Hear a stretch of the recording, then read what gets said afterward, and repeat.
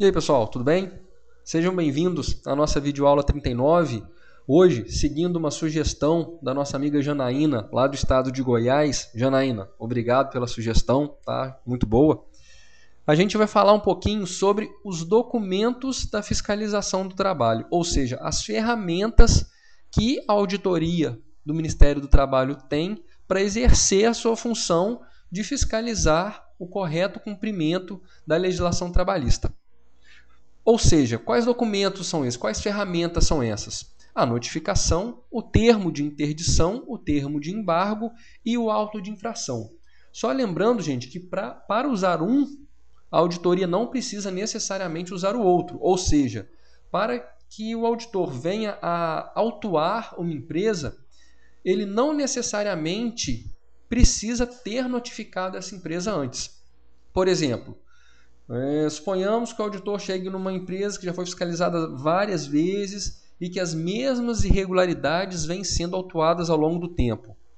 A empresa já está cansada de saber o que deve ser feito, né? Então ele pode abrir mão de dar um prazo para que aqueles itens irregulares sejam corrigidos. Ele pode optar pelo auto de infração imediato. Ok? Vamos falar um pouquinho detalhado sobre cada um dos documentos. Tá? Isso para vocês acredito que seja interessante. Vamos falar um pouquinho da notificação.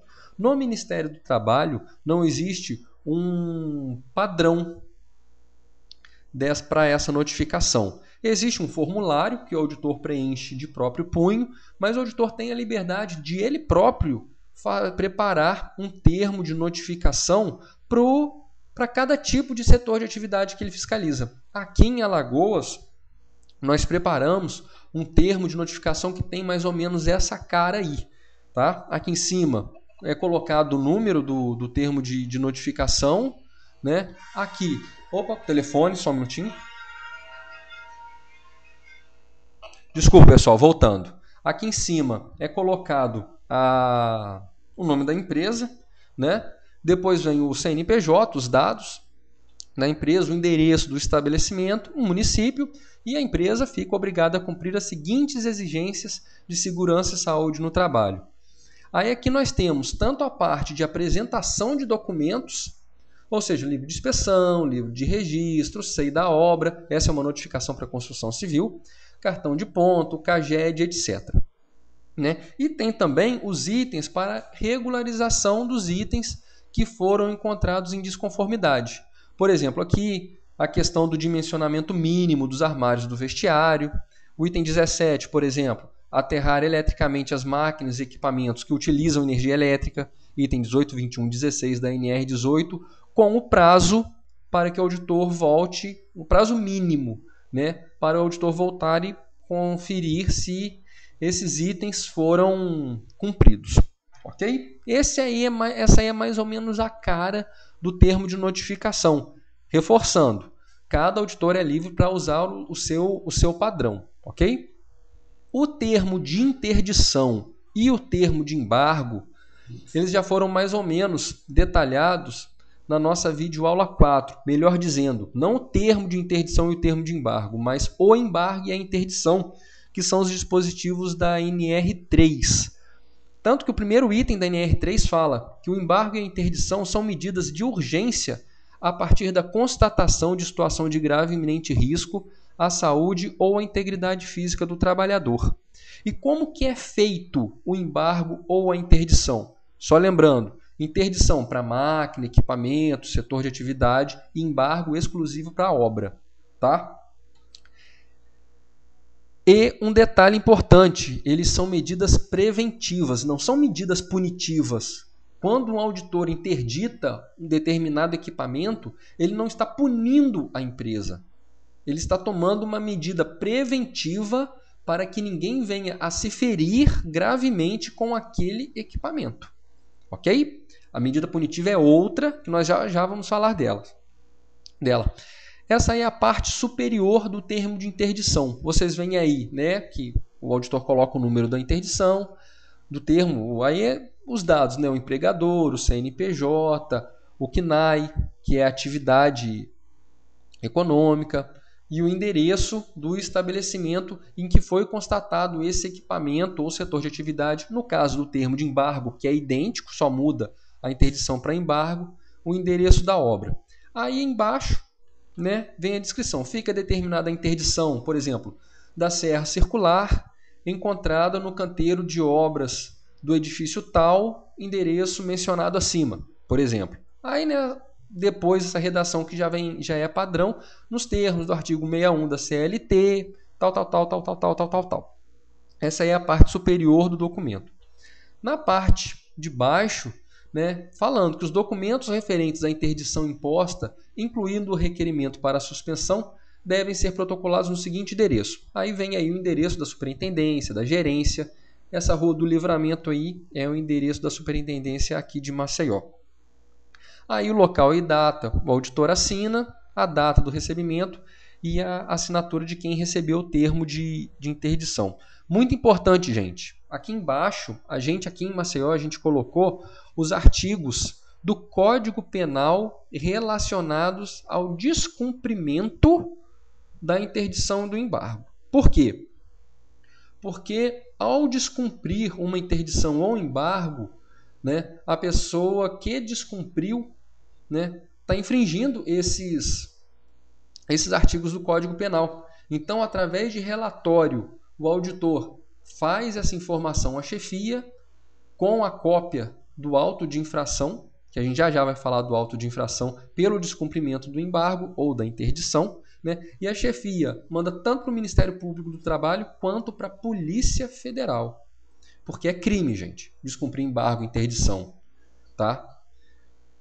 Por exemplo, o artigo 132, expor a vida ou a saúde de outrem a perigo direto e iminente. Ou seja, você sabe que aquele equipamento está gerando um grave e iminente risco e aí, em função da interdição do equipamento, e ainda assim exige que o trabalhador continue a atividade. É crime por expor a vida ou a saúde de outrem a perigo direto e iminente. E o artigo 330, desobedecer a ordem legal de funcionário público. Com relação ao artigo 229, que é o crime de falsidade ideológica, é em relação a essa documentação que deve ser entregue aqui, para solicitar a suspensão da interdição ou do embargo. Por quê?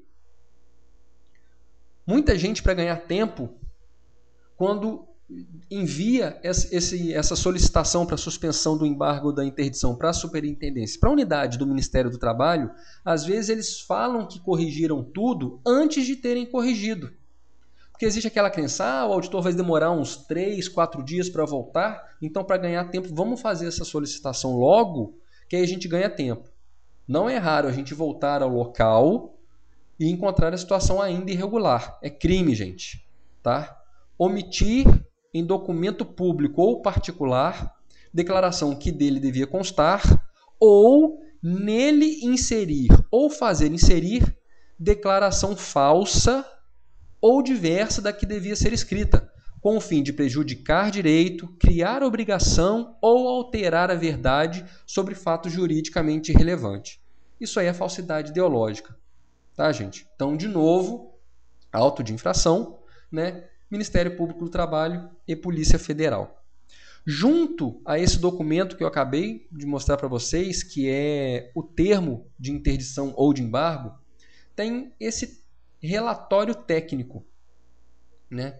Eu diminuí o tamanho dele, por isso que ele está meio distorcido na imagem, só para vocês terem noção da cara toda dele. É aí que o auditor vai colocar o que foi encontrado, justamente nesse espaço aqui. Por exemplo, no dia tal, durante a inspeção no canteiro de obras localizado no endereço tal, foi constatado que a serra circular era operada sem o cumprimento das exigências mínimas de segurança e saúde do trabalhador.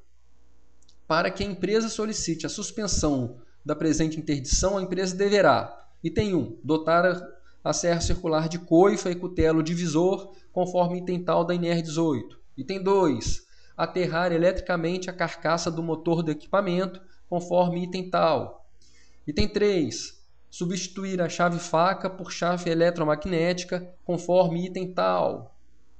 Ok? Ou, por exemplo, 4, apresentar laudo técnico que ateste quanto à eficácia do aterramento elétrico, conforme item tal da NR10. Enfim, né, o auditor vai colocar nesse relatório técnico tudo o que precisa ser feito. Né? Tanto para o embargo é a mesma coisa. Tá? Para o embargo é a mesma coisa, eu estou citando a interdição. Ok, gente? Então, esses dois documentos, o termo de interdição e o relatório técnico, né, o mesmo valendo para o embargo, insisto, são os documentos que compõem a interdição. Ok? Então, isso aí é um geralzão sobre o termo de inção e termo de embargo, só reforçando que a portaria 40, de 14 de janeiro de 2011, que foi publicada no Diário Oficial da União 17 de janeiro de 2011, na seção 1, na página 84, ela que estabelece, né, esses detalhamentos desses termos e, claro, o link de acesso a ela está disponível no nosso blog, sabinoSST.blogspot.com. Agora vamos falar um pouquinho sobre o auto de infração. Esse sim é uma medida punitiva, mas ele ainda não é a multa. Tá, pessoal? O auto, já a gente vai falar sobre isso. Né? Ou seja, é como se fosse um boletim de ocorrência. É onde o auditor fiscal registra a irregularidade encontrada no estabelecimento. Ou através da análise de documentos, também alguma irregularidade com relação à documentação apresentada. A cara do auto de infração é essa aí. Aqui em cima é colocado o endereço da unidade do Ministério do Trabalho. Aqui, nesse número do auto de infração, é um número que já vem impresso nele, é um número do auto. Né? Aqui, a identificação do auditor, que é a numeração tipo carteira de identidade fiscal. Tá? Aqui colocado o nome ou a razão social, o endereço da empresa. Tá, gente? Aqui é o endereço da empresa e não o endereço, por exemplo, do canteiro de obra ou o endereço do estabelecimento. É o endereço da sede. É o endereço da sede, ok? Porque aí é a representação da empresa. Né? Então, por exemplo, um canteiro de obra. Né? A determinada construtora tem 10 canteiros de obra na cidade. Aí vai estar o endereço do escritório e não do canteiro. Aí o número do CNAE e o número de empregados também, que é a informação colocada aqui, é o número de empregados da construtora, no caso de construção civil, ou seja, é o número de empregados da empresa. Para quê? Para que seja evidenciado o porte econômico da empresa. Suponhamos aí uma grande rede empresarial, mas que numa determinada cidade ela abre uma loja pequena com 10 empregados e a concorrente da frente é a única loja que tem, suponhamos, 20. E como o auto de infração leva em consideração o número de trabalhadores, é o número de trabalhadores da empresa e não do estabelecimento. Não seria justo o mesmo auto de infração nessa grande rede, com uma loja com 10, pagasse um auto de infração pela mesma irregularidade mais barato do que a loja da frente que tem apenas 20 empregados. Né? Até porque, pelo porte econômico dessa grande rede de lojas, né, ela tem uma assessoria jurídica, ela tem uma assessoria na área de segurança do trabalho, coisa que a empresa pequena não tem. Ok? Então aí vai o número de empregados da empresa. Né? Aí vem o CEP, o CNPJ e aí vem o código da ementa. O que é isso?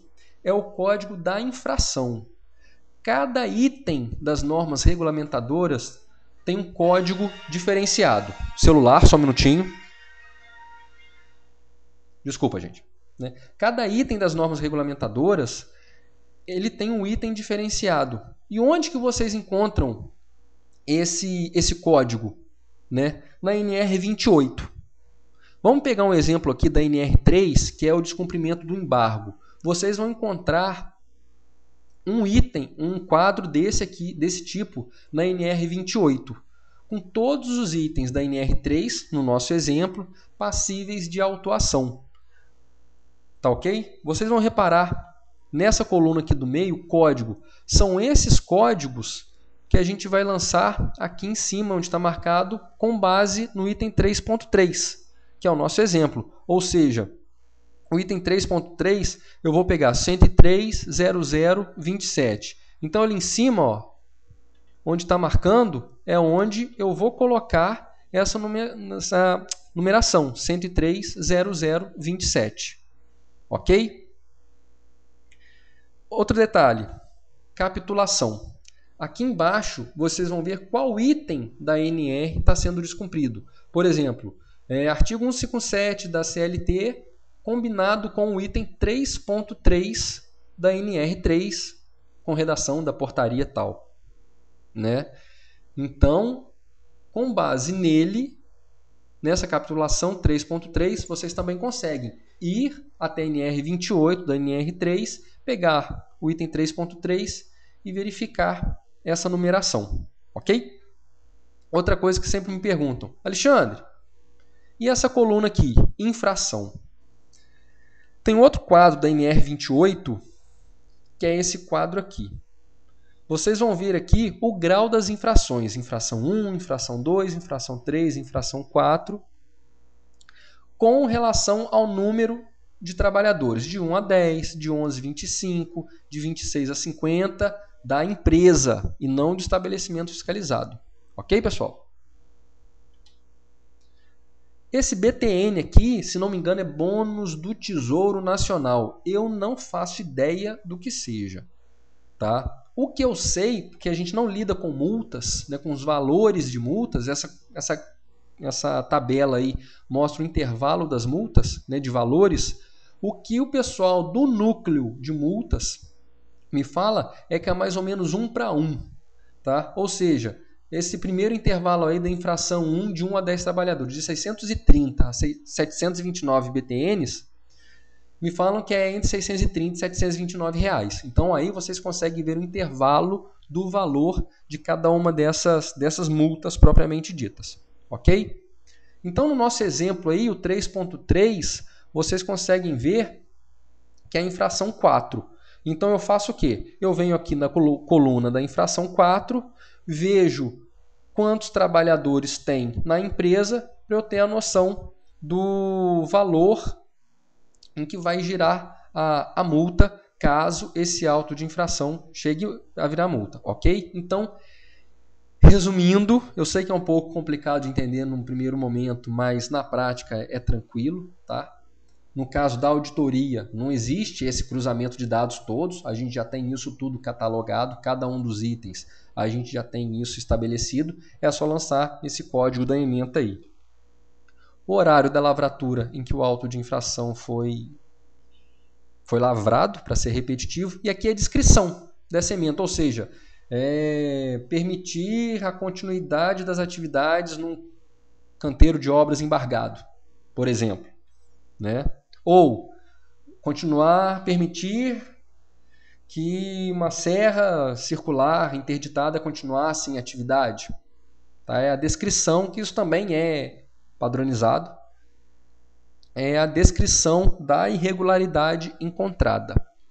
E aí no histórico é descrever a irregularidade. Por exemplo, no dia tal, durante retorno ao canteiro de obras localizado no endereço tal, foi constatado que, apesar do embargo datado no dia tal, né, a empresa, o canteiro de obras continuava em plena atividade de alvenaria, carpintaria, pintura, gesso, o que caracteriza o descumprimento do embargo. Necessário, portanto, a lavratura do presente auto de infração, ou seja, a descrição do que foi verificado no local.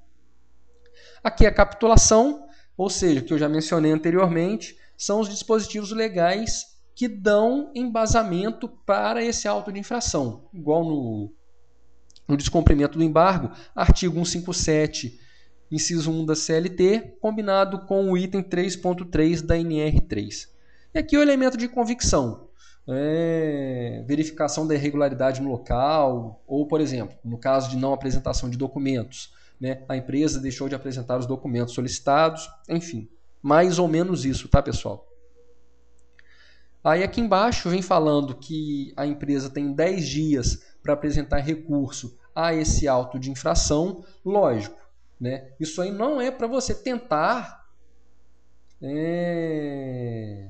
evitar a multa. É no caso de um entendimento contrário ao entendimento do auditor.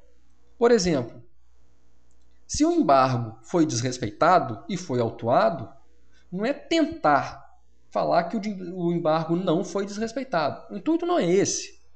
O intuito do recurso ao auto de infração é, por exemplo, um extintor que o auditor encontra alguns sacos de cimento embaixo de um extintor numa obra, né? Caso o auditor entenda que aquele extintor estava obstruído e a empresa entenda que ele não estava obstruído e seja lavrado um auto de infração por obstruir o fácil acesso, né, impedir o fácil acesso ao extintor de incêndio, claro que cabe recurso. A empresa entendeu de uma maneira diferente do auditor. Esse é o objetivo do recurso, ok? Não é simplesmente, eu vou tentar, eu vou inventar uma história aqui para tentar não pagar a multa. Até porque a grande maioria dos auditores hoje usa máquina fotográfica, então está tudo comprovado em registro fotográfico, ok? E aqui embaixo, né, só falando do o auditor data e assina, e a empresa que recebeu também datou e assinou. Ok, pessoal? É isso, tá? Esses são os documentos que vocês que já trabalham na área ou que pretendem trabalhar um dia vão se deparar. O auto de infração está para ser alterado, né? Parece que vai ser tudo eletronicamente agora, mas até o momento em que eu estou gravando essa videoaula, né, ainda é usado esse padrão aí meio esverdeado, digamos assim, meio amarelado. Não sei como está aparecendo aí na tela de vocês. Ok, pessoal?